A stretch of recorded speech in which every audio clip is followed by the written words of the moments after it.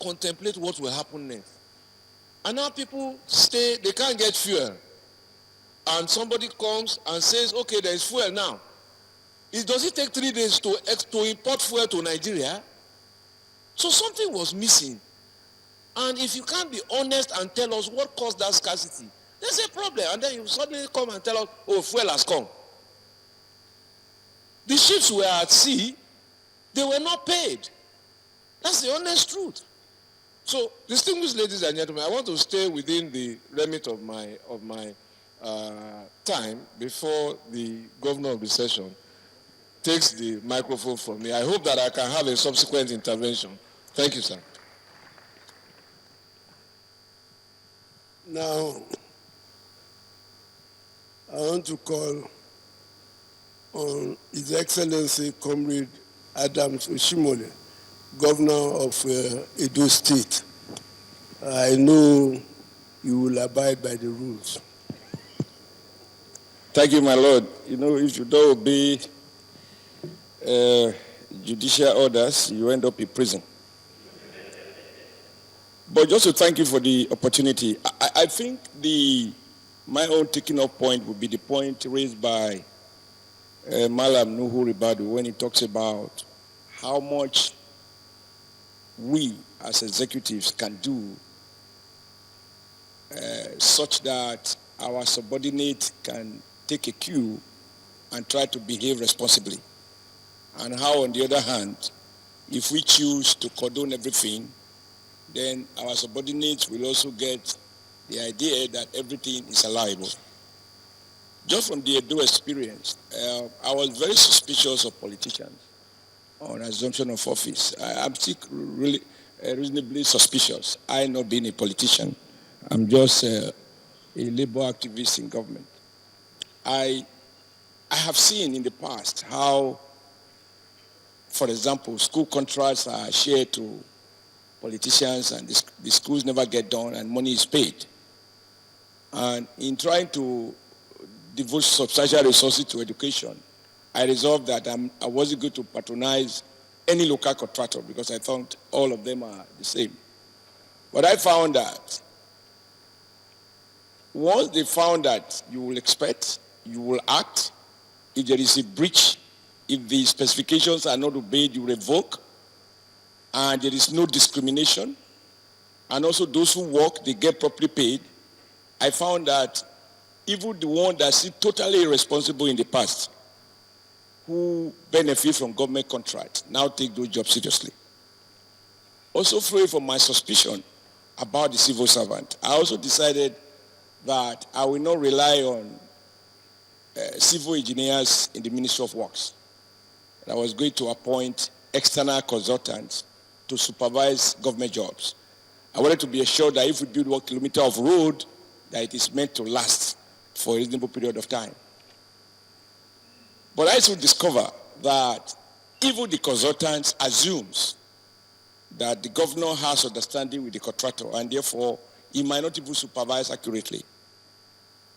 And a couple of times I found myself having to go out to carry out my own inspection, even though I'm not an engineer, using common sense or relying purely on the rule of the thumb, try to check whether concrete was properly reinforced, and even the size of road, whether it's up to the measurement agreed in the bids, etc., etc. A couple of times I came into a situation in which the consultant had endorsed what was wrong. And on inspection, I questioned it, and I found the consultant, suddenly becoming a stammerer. By the time I fired 2 consultants, I can tell you I didn't have to go to inspect roads before, in their own beer parlor talk, they tell you that the mad guy could be here anytime.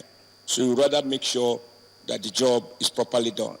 So I think, like Nuhu said, there is a lot that can change if your subordinate recognizes that you will not spare anyone once it is found out. However, I did have some problems with Professor's submission which suggests that capitalism is inherently corrupt. You know, as a young unionist, one of the things that I found very interesting in my trade union literature was the fact that the socialists questioned the legitimacy of capital And I couldn't agree more. Why should all of us laborers work and few people appropriate? And so for me, it was better that to each according to his ability, from each according to his ability and to each according to his needs. But I now found that the Nigeria condition is totally different.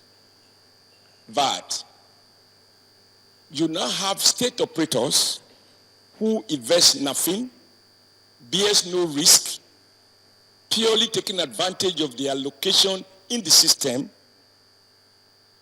In this case, Karl Marx was thinking of primitive accumulation in the manner of some few people appropriating the surplus value, but we have a totally corrupt, incompetent state where state officials appropriate much more in state funds than a capitalist will earn in quote and unquote legitimate profit. And my best example always is the sort of thing that happened this morning. Light was going on and off with alternative between candle and NEPA. And in a typical capitalist-driven economy, each time that light went off, somebody might be preparing a lawsuit, and in any case, meter will stop running. And so his profit is threatened. Now, because he's greedy and he wants to continue to earn money, he makes sure that the power is never interrupted. I found out, not in the literature, but in the real world. And therefore, in terms of looking at corruption-induced capitalism, this is discussing something totally different. Totally different. I think the Nigeria condition, as Fashola said, has got to a level that all of us must find a voice to stand up and be counted in the fight. Again, as you said, some people have argued, who we cast the first stone. That is to say, who are the angels? It doesn't require angels. Even the West that have led this fight and have imposed sanctions and imposed all kinds of rules and regulations to deal with money laundering, etc. It is not that they are angels. It is to recognize that at a certain level, corruption can become so dysfunctional that if you don't deal with it, I think you concluded very well. If we can fight it and defeat it, it will defeat the country. I don't know how many more minutes I have, but just to say that, my last comment, when we talk about who we throw the first stone, people tend to look at even the office boy steals money. You go to the airport, the guy at the desk is asking you, your boys are here, we are here, and so on. So, but you see, these are the accessories after the fact of corruption. The way I understand that, and I reacted very angrily a few days back, going to a conference at the airport, people was, comrade, your men are here. And I'm like, you better shut up. But you see, I was angry. But as I moved on, I understand the message. Because, like Oyebode will say, these people who believe that everybody who is a governor is a thief, and so, Oga, why don't you also give us something? We are here. You know, so in that sense, you might say that everybody is guilty. I believe that these are victims. These are victims because if what accrues to the system is judiciously managed and we get value for money, everybody will receive appropriate compensation. The tragedy we face today, or the paradox, is that just as we earn so much more money, so people are simply getting much poorer. So our currency is going through endless devaluation, and of course the rate of inflation. So just to say, my Lord, before you pass your sentence, that I think it borders on forcing us to be corrupt by stealing time. You know, Harvey asked me to fly down here, and I thought we were going to discuss such a serious topic, and I'm now constrained to talk in 5 minutes. I'm now forced to violate your orders, which border on corrupt practice. I hope that next time the time will be appropriate so that the rules can be obeyed. Thank you, sir. Thank you. Thank you very much. I wish I can impose sanction on you. Now the Deputy Governor of Ogun State, Mr. Segun Adeshegun. Yeah. Thank you, Mr. Chairman, and Excellencies, ladies and gentlemen. My overview of the issue is in 3 areas.